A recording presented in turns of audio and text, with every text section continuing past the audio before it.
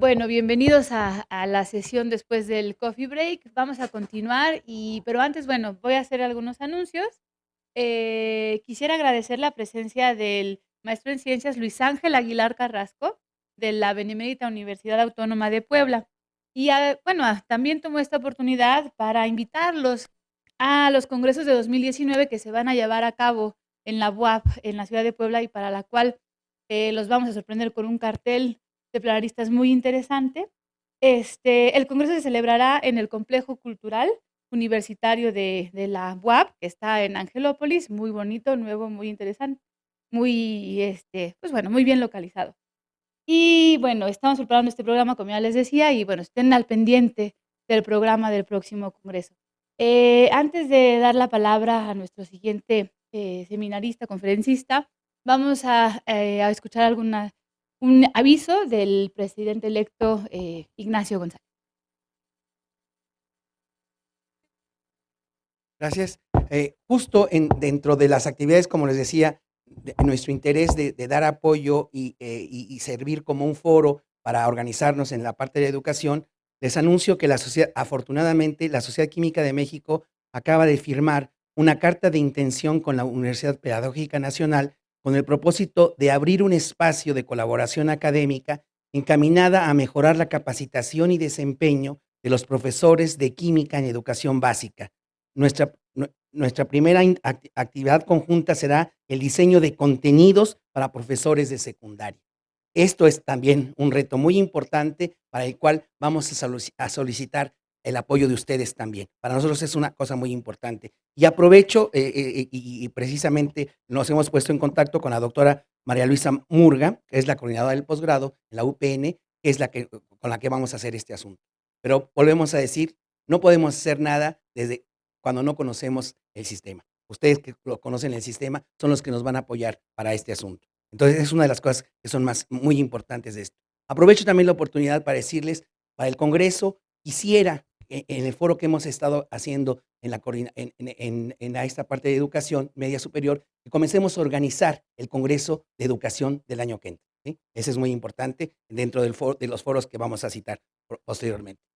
Asimismo, solamente les recuerdo que es una cosa muy importante, una cosa que ustedes de educación media superior nos han ido insistiendo, es las cuotas de inscripción muchas veces son bastante caras. Lo que hemos hecho es este año, y sobre todo hoy es el último día para los estudiantes de licenciatura, lo que hemos puesto es que son 500 pesos de cuota de membresía para el año que entra, y la que sigue, ¿sí? Lo que hemos hecho es que estamos ofreciéndoles un descuento de 30%. De todas maneras, ya van a ver en la página, hemos hecho una diferenciación en las cuotas de profesores de educación media superior, y sobre esta educación media superior estamos ofreciéndoles hasta hoy un descuento de menos 30%, y además que se pudieran inscribir 2 años seguidos, y con esto podemos participar de una manera más activa a estas situaciones. Gracias por su atención. Gracias, doctor Ignacio, por estas palabras. Bueno, y ahora, bueno, tengo el honor de presentar al doctor Raimundo Mier Garza, del Departamento de Educación y Comunicación, de la División de Ciencias Sociales y Humanidades de la UAM Xochimilco.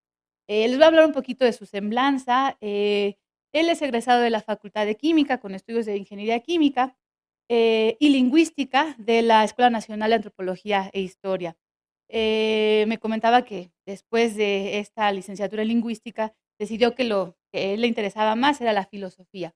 Entonces se convirtió en un doctor en filosofía en la Universidad de Londres, un verdadero PhD. Es profesor investigador desde 1978 en la UAM Xochimilco. Es profesor de teoría antropológica y filosofía del lenguaje en la ENA desde 1979.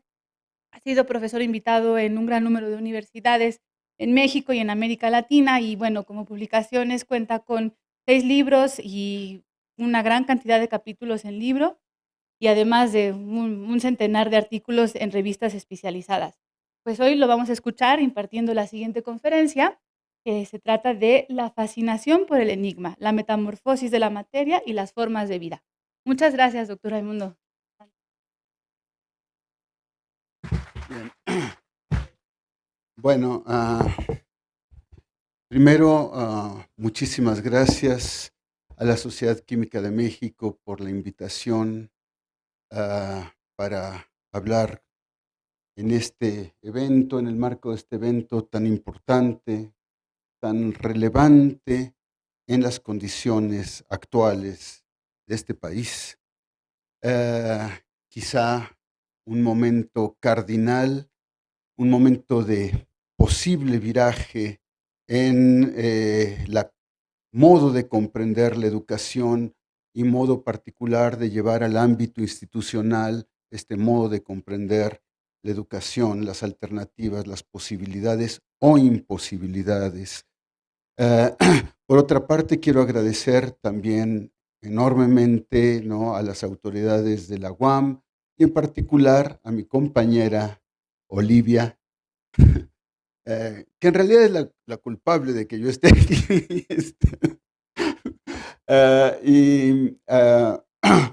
Que en realidad me han dado la oportunidad de reflexionar junto con ustedes en este complejo de problemas que prácticamente constituyen quizá una de las encrucijadas, no solamente en el marco de la educación de los estudiantes de química, sino podría decir que constituyen o apuntan a una encrucijada de orden civilizador. Esto quiere decir, ¿no?, que en realidad esto expresa, el problema de la educación química expresa todo un conjunto de confrontaciones, contradicciones que desbordan ampliamente los límites de un campo disciplinario y desbordan también ampliamente las condiciones restringidas de un acercamiento específico a los modos de la enseñanza. Cuando me planteé el acercamiento que iba yo a tomar para hablar con ustedes, surgió una interrogación muy simple.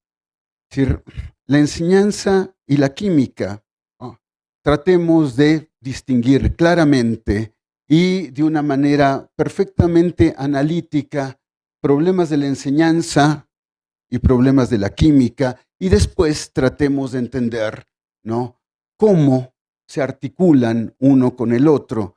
El tema de la enseñanza es, como ya se sabe, en sí mismo un universo prácticamente imposible de circunscribir en la medida en que involucra desde condiciones económicas y políticas propias de la globalización. Es decir, sabemos que el problema de la enseñanza, y en particular el problema de la enseñanza de las ciencias, no tiene solamente que ver con condiciones específicas y locales de México, sino que involucra un conjunto de problemas que incorporan modos de funcionamiento institucional de la ciencia prácticamente en todos los países y suponen también consideraciones económicas e incluso geopolíticas complejas. No es para nada casual que los países altamente desarrollados, los países que están en las condiciones de ejercer todo el poder sobre el ordenamiento universal, tengan la posibilidad de desarrollar con mucho mayor amplitud, con mayores recursos, con mucho mayor claridad, un conjunto de políticas de desarrollo y de incentivación y de exploración y de investigación en los procesos educativos relativos a las ciencias que otros países en condiciones permanentemente de desigualdad. Esta condición de desigualdad geopolítica se expresa también en los modos particulares de realización del trabajo que van desde la formación de investigadores, la formación de institutos de investigación, el lugar de los institutos de investigación, hasta las formas particulares en que se introducen los contenidos básicos, los contenidos mínimos de las disciplinas en los libros de texto o en los primeros años de la educación, incluso de la educación primaria. Podríamos decir que evidentemente esta expresión de las formas de dominación geopolítica transitan, atraviesan prácticamente todos los ámbitos de el hecho educativo. El hecho educativo entonces muestra todo un conjunto de paradojas. El lugar de la educación es el lugar de una confluencia paradójica, porque la educación aparece simultáneamente como una condición de funcionamiento de la modernidad. Es claro que el lugar privilegiado de toda la institución pedagógica en las sociedades llamadas democráticas o en la aparición de todo el sistema de gobernabilidad contemporáneo derivado de la modernidad está enteramente sostenido por la institución educativa. La educación educativa juega el papel del pivote, del soporte, pero al mismo tiempo también de la posibilidad de desarrollo de las condiciones de la modernidad. No podemos suprimir esta condición histórica, no podemos omitir esta condición histórica de la educación como el eje sustantivo sobre el cual se desarrolla prácticamente todo el proceso social, político, y no solamente científico. Por eso decía yo que en realidad el problema de la educación desborda ampliamente cualquier consideración estrictamente disciplinaria, ¿no? Estamos entonces ante un conjunto de interrogantes, y estas interrogantes tienen que ver también con que esta desigualdad geopolítica se expresa también en cantidad de recursos, pero también el lugar social que se le atribuye a la educación y a los distintos ámbitos, las distintas territorios en los cuales se trata de desarrollar este proceso educativo. ¿Cuál es el lugar de las ciencias? ¿Cuál es el lugar de las humanidades? ¿Cuál es el lugar de la educación estética? ¿Cuál es el lugar de la formación lógico-matemática, etcétera? Todas estas interrogaciones, por supuesto, no pueden hacer caso omiso del contexto social y del contexto y del momento geopolítico en el cual ocurren todas estas transformaciones. Si además tomamos en consideración que uno de los rasgos constitutivos de la modernidad es lo que algunos pensadores contemporáneos llaman el tema de la aceleración social, cosa que es perceptible prácticamente en el tiempo de vida que nos ha tocado vivir, es decir, las transformaciones de la sociedad en los últimos 15 años han sido quizá mayores que en los últimos 250, ¿no? Y este proceso de aceleración no solamente tiene que ver con la acumulación de los saberes, el grado de intervención de la imaginación tecnológica, las formas particulares también de participación de los saberes científico-tecnológicos en el ámbito de la vida social y en el ámbito de las estrategias políticas. Es, por supuesto, algo sumamente interesante, ¿no? Un gran filósofo o algo parecido, ¿no? Que se llama Paul Virilio, advierte cómo en realidad uno de las fuentes más importantes de desarrollo científico y de desarrollo de la innovación científico-tecnológica proviene esencialmente del motor bélico. Es decir, los descubrimientos más importantes, telefonía, cibernética, etcétera, de los últimos 50 años o 60 años, desde la Segunda Guerra Mundial o quizá desde la Primera Guerra Mundial en adelante, se han generado en el marco de las estrategias de defensa de los distintos estados nacionales. Es decir, los estados nacionales han invertido una buena parte de sus presupuestos de investigación en el desarrollo científico a partir de la capacidad que se desarrolla en este ámbito de investigación para llevarlo al dominio de un control tecnológico que haga posible una supremacía bélica, ¿no? Recuerdo cuando yo estaba en la Facultad de Química, ¿no? Aparecieron los primeros grupos de científicos que advertían precisamente, ¿no? A través de esta formación de Científicos Sin Fronteras, ¿no? De la participación y de las estrategias particulares de gestión y de investigación que se estaban generando en el marco de la Guerra Fría para producir precisamente avances fundamentales en la carrera armamentista, ¿no? Que involucraban desde control de plagas hasta desarrollo de ojivas nucleares, manejo de cuestiones ecológicas, manejo de procesos biológicos, manejo de poblaciones bacteriales, etcétera, etcétera. Todo orientado precisamente a acrecentar la potencialidad de intervención de las potencias bélicas en el marco de estas tensiones geopolíticas.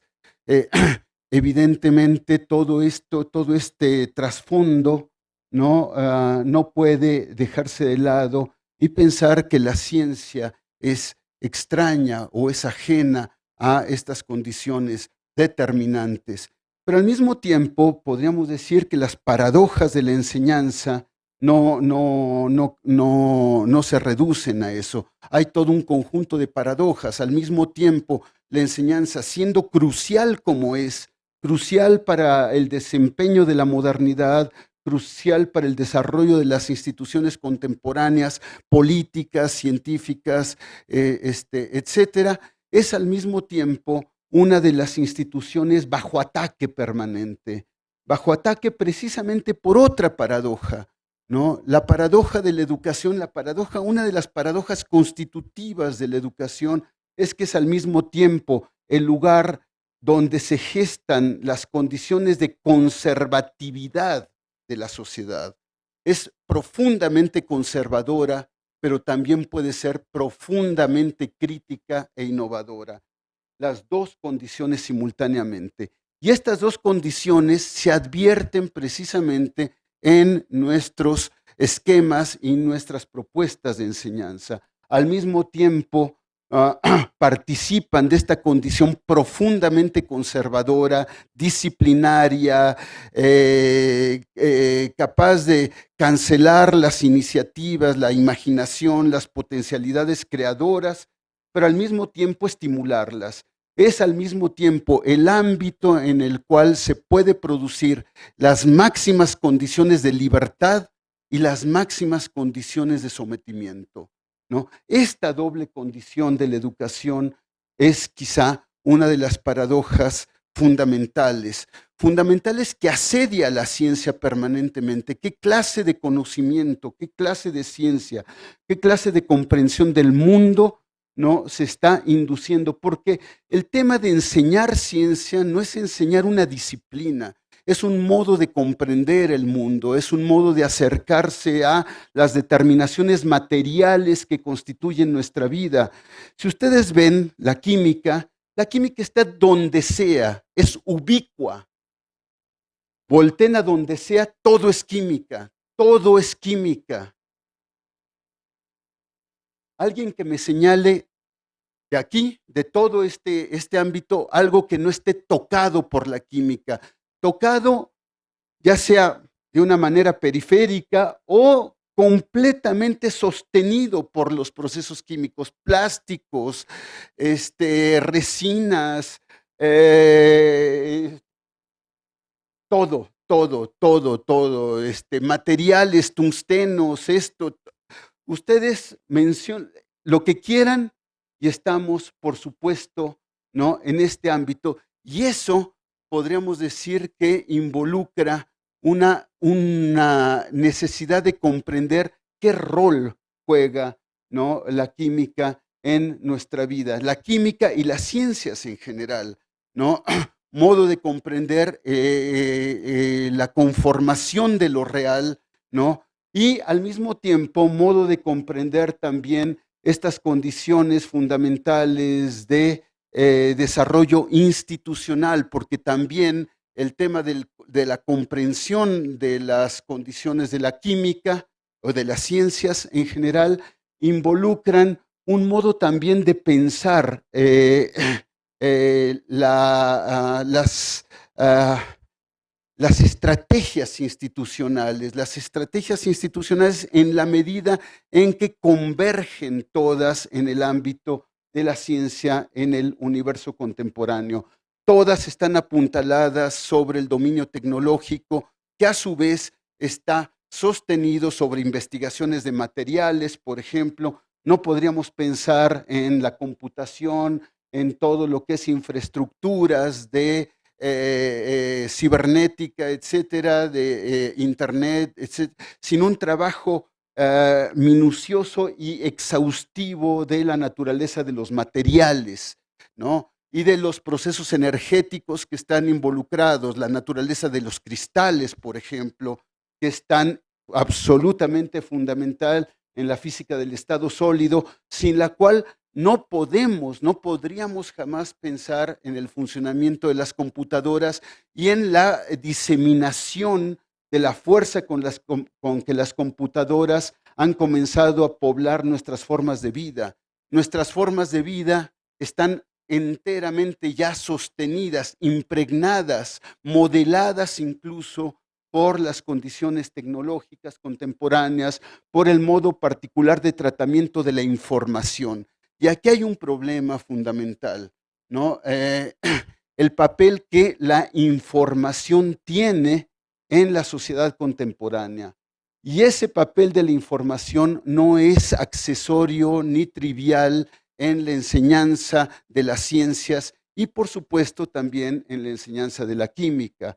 Es decir, todo es información. El tema fundamental del proceso, el desarrollo contemporáneo ha llevado a poner en el foco fundamental de la comprensión del mundo el tema de la información, pero el tema de la información entendido incluso desde el punto de vista matemático, no de la información televisiva, no de la información del Internet, sino protocolos,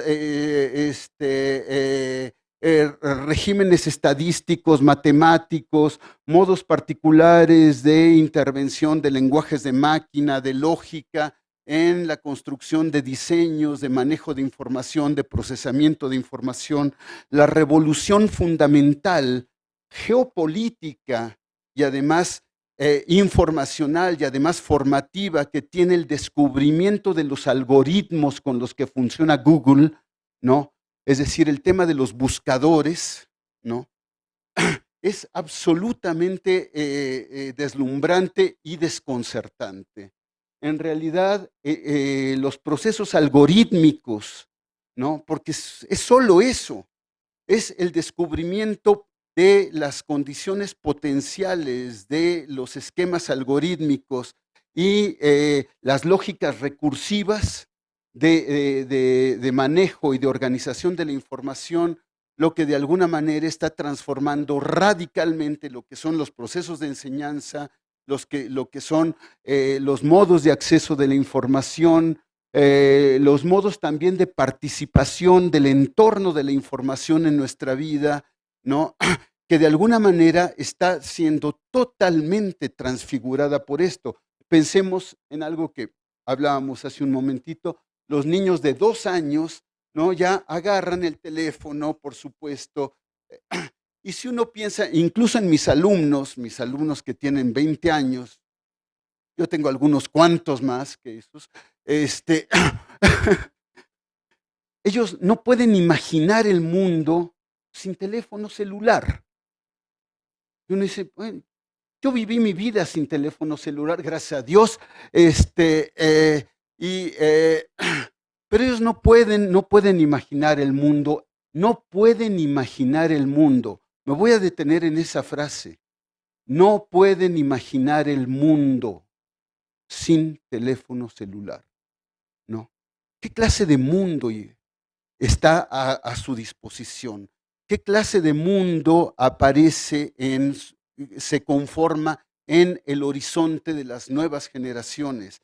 ¿Qué clase de modos particulares de comprensión de lo real aparecen entonces configurados a través de este modo particular de transmisión de la información, que es también un modo de relación entre las personas, ¿no? El teléfono no es solamente un dispositivo con el cual se tiene acceso a la información, sino que ha trastocado radicalmente la sensibilidad, el modo de comprensión del otro, el modo de comprensión y el modo de relación con los otros, el modo de relación con la sociedad en su totalidad y con los procesos, el modo también de comprensión de las formas específicas que siguen las leyes sociales o las formas particulares de la organización colectiva, etcétera, de las fuerzas sociales, todo pasa por el filtro de este ordenamiento de la información telefónica, que está todo a su vez configurado por algoritmos. El tema de la intervención de estas formas lógicas, de estos regímenes de ecuaciones recurrentes, que prácticamente han tomado un papel preponderante en la organización, insisto, no solamente de la geopolítica, sino de nuestras formas más íntimas de lo político. Es decir, nuestras preferencias. Todo mundo ha vivido esto de que si uno en Netflix, ¿no?, elige una película, al ratito está invadido de recomendaciones para, a usted de casualidad le gustó esta película, le proponemos 200 películas idénticas, ¿no?, o parecidas, ¿no?, para que siga usted extraviado en sus propias preferencias, en esta especie de creación de una sociedad permanentemente especular, ¿no? Te pone en el espejo, sea usted idéntico a sí mismo permanentemente. Todo este trabajo de construcción especular que es lo que se produce a partir de toda esta organización algorítmica, ¿no?, de expresiones recurrentes, lógicas recurrentes, ¿no?, o recursivas, como ustedes quieran. En fin, el manejo de la información aparece vinculado con esto. Y esto, por supuesto, que supone y reclama un acercamiento radicalmente distinto a la enseñanza, un proceso completamente distinto a lo que es el trabajo sobre la comprensión del mundo, ¿no?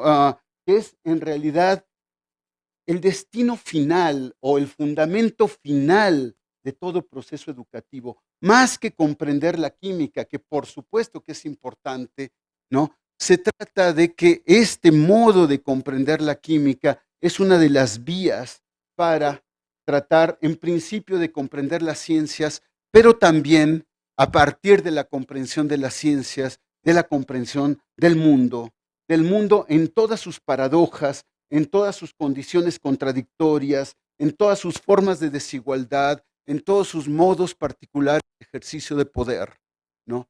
Bien, evidentemente la educación participa de esto, pero participa de una manera inquietante, porque, insisto, es el lugar al mismo tiempo, ¿no?, de la posibilidad de asimilarse de los sujetos o la posibilidad de desplegar las potencias críticas.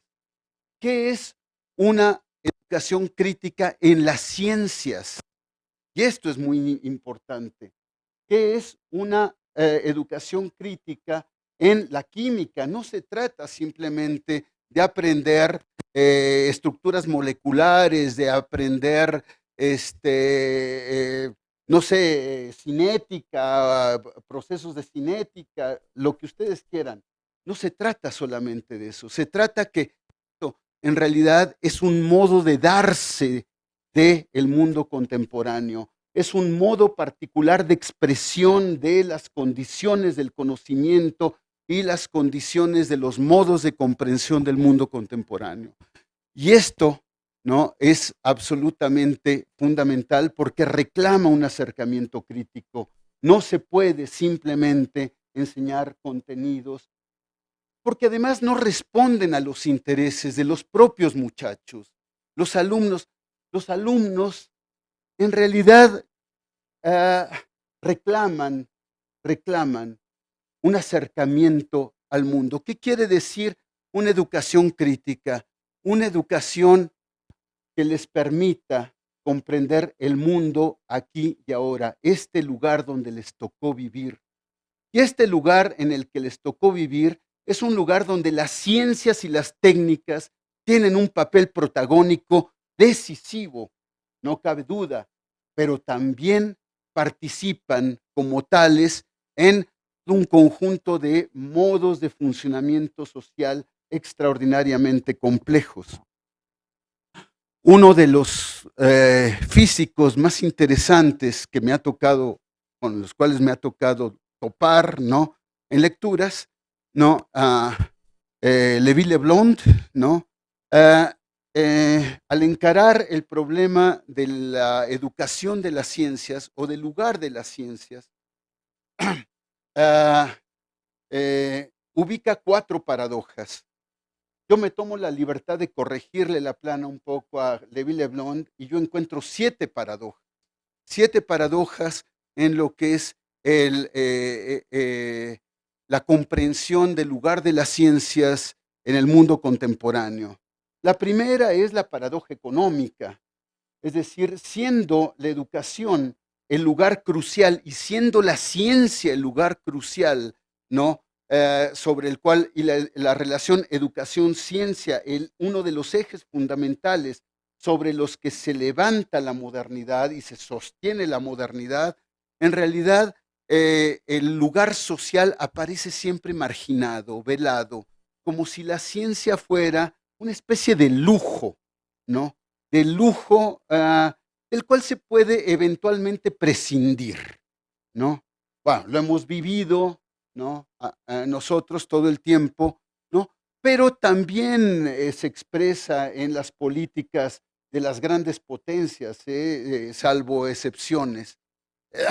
Esta especie de extraño lugar, al mismo tiempo marginal, pero al mismo tiempo central de las ciencias, ¿no? Y permanentemente dentro de la enseñanza de las ciencias, este desplazamiento, ¿no?, que se ha sostenido sobre un dualismo conceptual difícilmente sostenible, que es las ciencias puras y las ciencias aplicadas, como si fueran cosas distintas, ¿no? Es decir, ¿de qué estamos hablando? ¿Qué es esto de lo aplicado, no? Bueno, yo nunca fui aplicado, pero de todas maneras, no entiendo el concepto de lo aplicado, ¿no? ¿Qué quiere decir esta idea de la aplicación? ¿Dónde están las fronteras entre la ciencia? ¿Puede haber ciencia aplicada sin ciencia básica? Claro que no, por supuesto.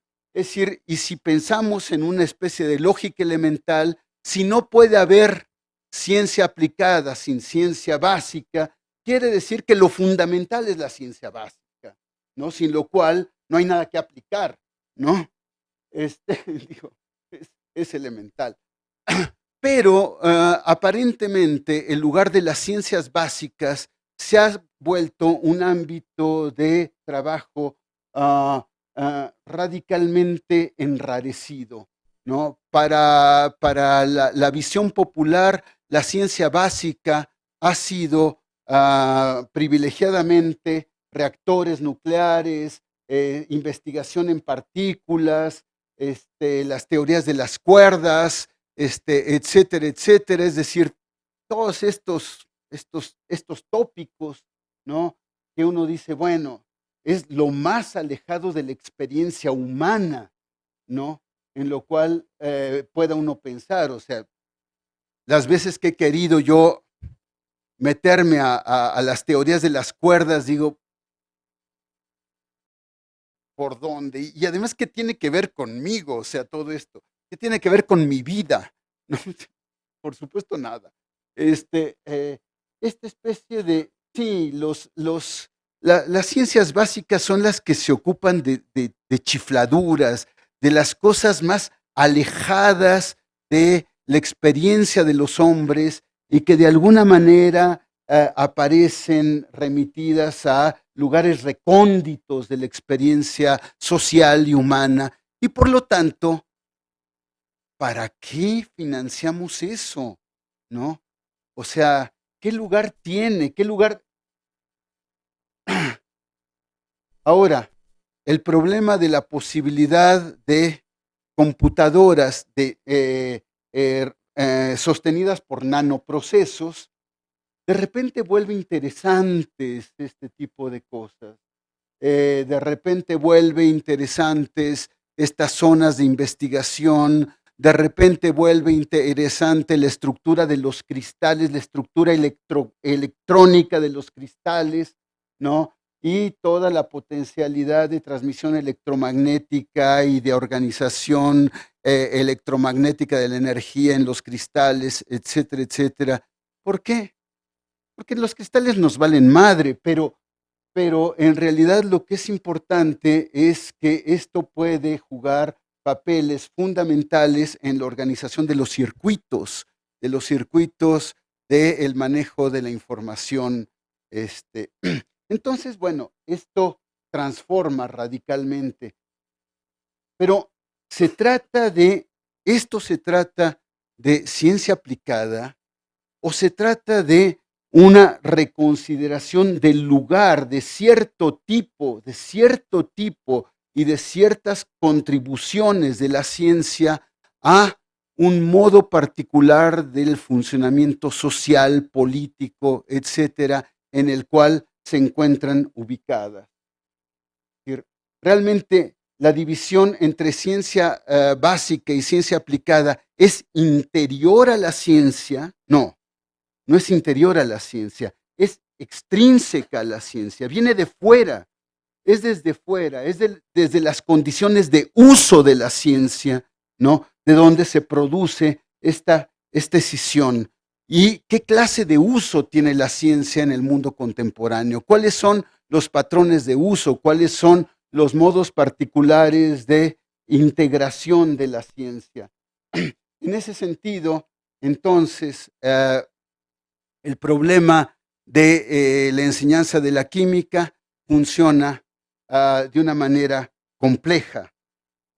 Pero los niños, los alumnos, quieren entender este mundo complejo, necesitan entender este mundo en su complejidad, no en su simplicidad, en su complejidad y cómo hacerles participar de este mundo en su complejidad. Bien, Levi Leblond decía una cosa muy simple. La tarea de la enseñanza de las ciencias se reduce a una tarea fundamental. El docente, el maestro, tiene que infundirles a los alumnos el deseo de comprender. El deseo de comprender. Sin el deseo de comprender, no hay nada que los empuje a meterse en las tareas arduas, difíciles de el manejo de materiales, de orbitales moleculares, de ecuaciones diferenciales parciales, de hamiltonianos y demás, etcétera, etcétera. ¿Para qué meterse en eso?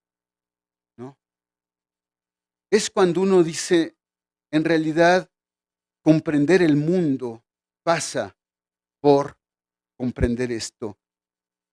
Y si tienes deseos de entender en qué mundo vives, si te puedo transmitir el deseo de comprender este mundo en el que vives, en realidad tú vas a hacer todo lo demás. El alumno va solo, ¿no? Lo único que requiere es un soplido, es un empujoncito para ir él, ¿no? Solo, ¿no? Encontrando todos estos ámbitos que pueden llevar, como en el caso de ustedes, como es también mi caso, a una especie de interrogación apasionada, ¿no? Sobre qué es esto, qué es la materia, qué es la realidad, cuál es la participación de todo esto en mi forma de vida, ¿no? ¿Cuál es la posibilidad de que esto participe realmente en acrecentar mis capacidades de creación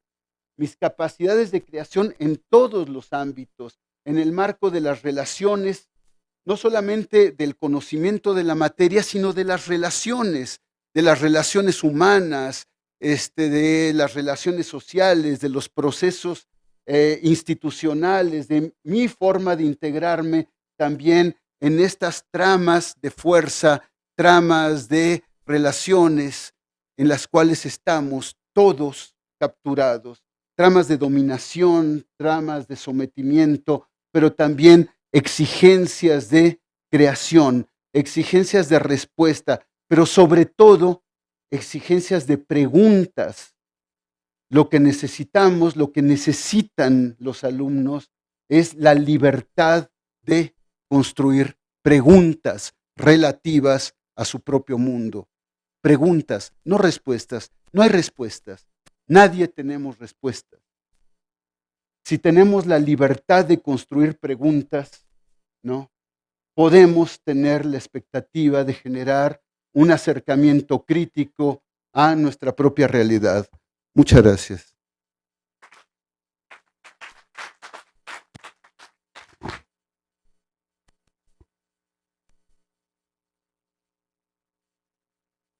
Vamos a tener tiempo para un par de preguntas. Les pido, por favor, si pueden presentarse y la dependencia de donde vienen, por favor.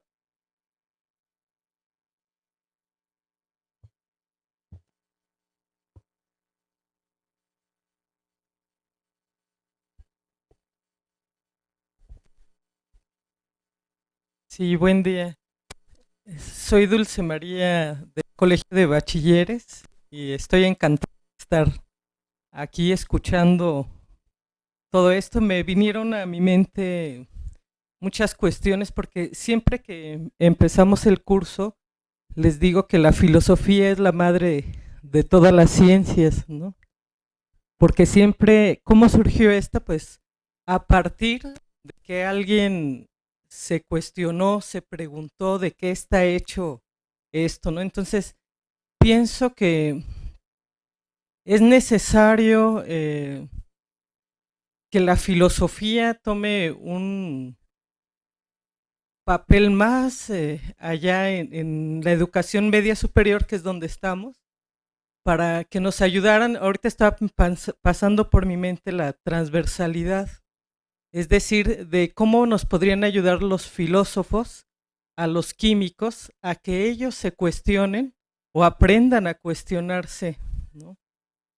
Preguntas de ciencia, preguntas de metodología que va más allá, ¿no?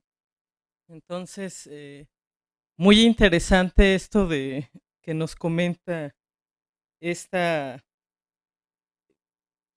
exigencia de construir nuestras clases a partir de preguntas interesantes, ya lo decían antes, ¿no? Entonces sí me parece muy grande esta aportación y les agradezco. Sí, a su vida y de ahí partir. Buenos días, Luis Ángel Aguilar de la UAP. Completando un poco lo que decía la maestra, creo que nada más en la media superior, por alguna razón en la educación superior la filosofía la hacemos de lado. Y hay este continuo problema que hay colegas que no comprenden que la cuestión holística y la cuestión heurística es fundamental en la formación del estudiante, ¿no? Y al paso de los años volvemos y nos damos cuenta de que tendríamos que llevar una filosofía, pero no nada más de revisar a los clásicos, sino una filosofía que incentivara que el futuro docente reflexione, piense, lo que comentaba, esta cibervida, como la llama Bauman, en la que estamos inmersos, que hace que el estudiante cada vez tenga una situación más rápida, más de alcanzar objetivos, más por una cuestión de verse reflejado en un estatus que por la adquisición propia del conocimiento, que creo que es el punto fundamental dentro de la formación universitaria, o debiera ser. Muy buenos días, César Robles del CCH Azcapotzalco. Escuchando atentamente su conversación, me quedaron un par de cosas para repensar la problemática de la educación química en particular y de la formación de investigadores como fuente de generación de conocimiento. Platicando con alumnos muy jóvenes de doctorado, había una discusión sobre si el científico tiene que hacerse cargo de la parte ética o no. Y su argumento de estos jóvenes científicos es: si nos limitan con la filosofía, con la ética, ¿dónde queda nuestra curiosidad de hacer cosas? Y lo planteaba en términos de algo muy sencillo. Si yo no me puedo meter con el genoma porque hay un problema ético de trabajar, por ejemplo, con seres humanos, ¿cómo puedo mejorar a los organismos? Entonces, ¿dónde ponemos cotas a los científicos o cómo generamos mejores científicos? Esa es la pregunta. Claro. Bueno, el tema de la genética es álgido, incluso por la historia del trabajo sobre toda la historia que podríamos remitir al siglo XVIII sobre el arranque y el papel que ha jugado la conceptualización de las razas humanas, ¿no? Y el problema de la tipología, el problema de los tipos humanos y el uso también sociopolítico que ha tenido esta clasificación diferencial de los tipos humanos. Ya sabemos que el tema de la eugenesia, ¿no?, se toca directamente con las perspectivas del nazis y fascistas, ¿no? Y en realidad también participa de estas condiciones peculiares de implantación ética, ¿no?, legitimante del totalitarismo, ¿no? Bien, evidentemente esto, ¿qué papel juega, por ejemplo, en el desarrollo de la investigación genética, ¿no? Eso debería frenar la investigación genética o al revés, estimularla, ahondarla, llevarla a precisar precisamente el alcance de sus descubrimientos, llevarla a precisar el carácter de la implantación de estos conocimientos en cierto tipo de estrategias colectivas, sociales, etcétera, que de alguna manera transformen este modo de esta investigación genética en un modo de comprensión particular de la naturaleza de lo humano.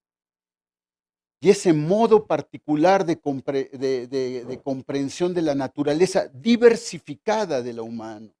Es decir, el tema de la diversificación que fue explorado por la antropología de una manera absolutamente luminosa por Franz Boas, por ejemplo, ¿no?, el papel que tiene en realidad la diferenciación genética y biológica en la posibilidad de la riqueza cultural.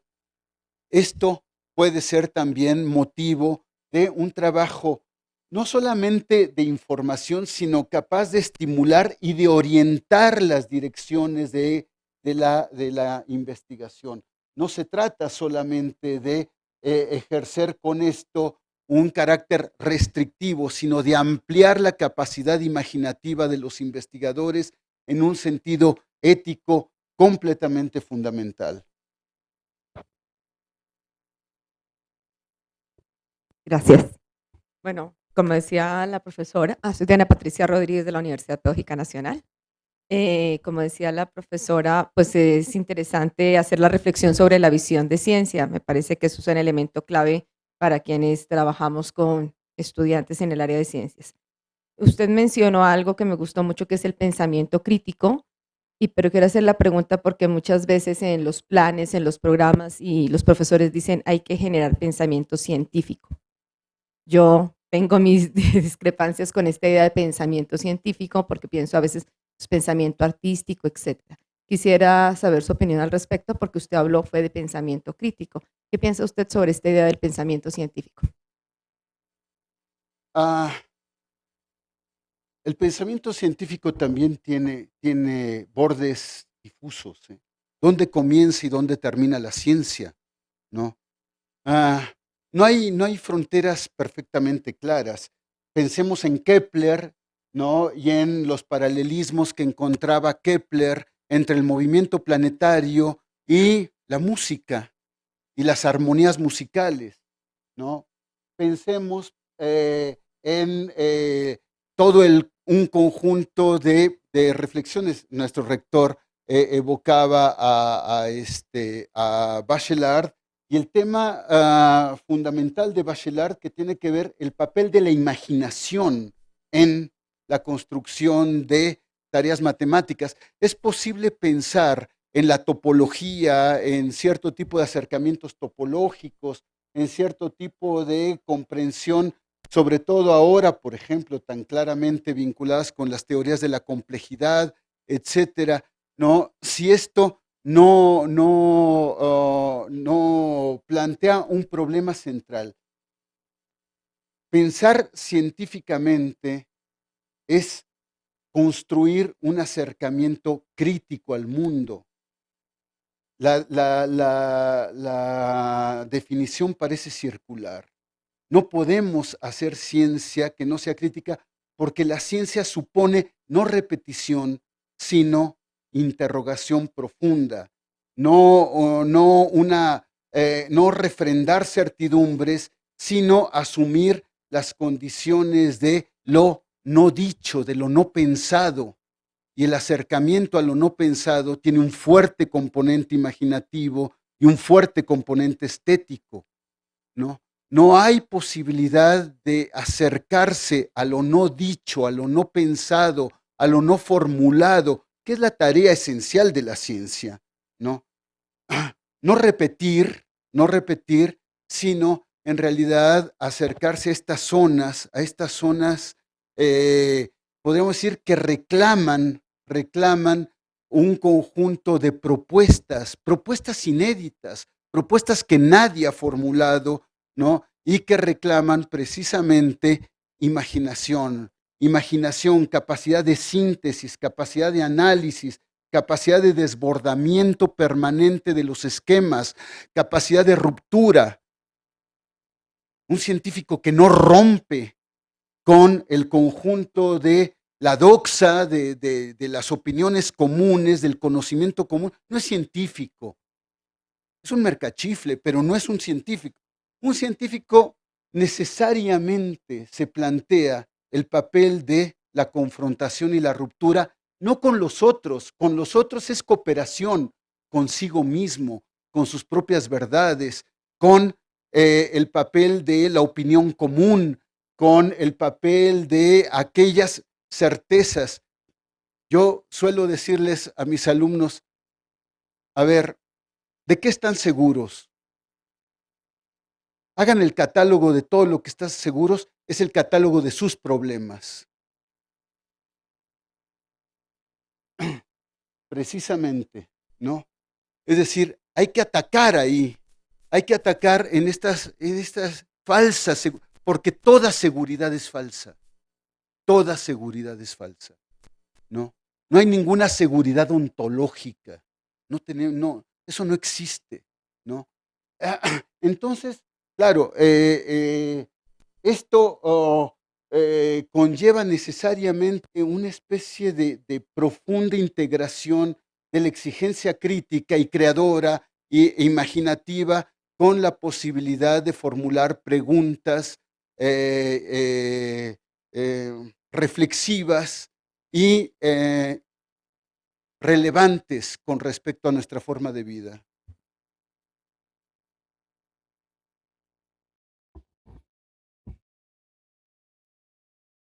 Tiene que ver con esto último que decías. Soy María Luisa Murga de la Universidad Pedagógica Nacional. En cuanto a este asunto del pensamiento crítico y lo que decías, cómo potenciamos el deseo de comprender en nuestros alumnos, ¿no? Y desde esto que nos decían que desde la pedagogía les inventamos modos extraños de llamar las materias, etcétera, también hemos inventado algo que a mí me preocupa mucho, que es aprender, da placer y el placer es como lindo y fácil, ¿no? Y entonces, ¿cómo potencio el deseo de comprender, el deseo de saber sin angustia? Acabas de hablar de la angustia, ¿no? Acabas de hablar de la interrogación, acabas de hablar de lo que punza. Entonces, creo que tenemos que enfrentar este otro riesgo, ¿no? Como Sí. Bien. Sí, perdón. Vamos a agradecerle, acompáñenme por favor a darle un aplauso y un reconocimiento. Muchas gracias. Y un regalo.